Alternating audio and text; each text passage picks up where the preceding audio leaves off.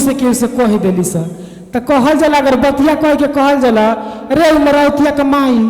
देख हम तोरे से कहतनी, बात केहू से कहिए मत, तू कही हमारा कौन जोर तो बिल्कुल कहला करे, हम हे कान से सुननी हे कान से निकाल दिले। आई बतिया कह के रह बजरिया में चल जाए, आ जब बजरिया में से आपस आए तो 3-4 गो लोग रास्ते में कहो हम एगो बात सुननी है, बात सही है, तू कह ना ऐसा तो कोनो बात नहीं खे, आ तनी सौरी आगे बढ़ब तो गौरी आदमी कही कहो गाँव में कैसन हाला भइल भाई, बात सही है, बाकी वो आदमी के नाम ना बताई कि आदमी कहले के बा, आ तू सोचब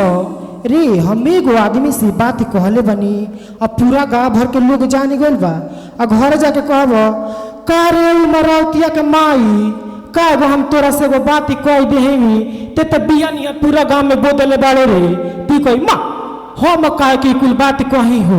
वो तो बाते बात में आवत रहे नु तो मुँहवा में से निकल गए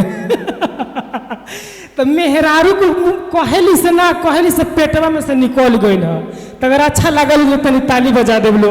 आज।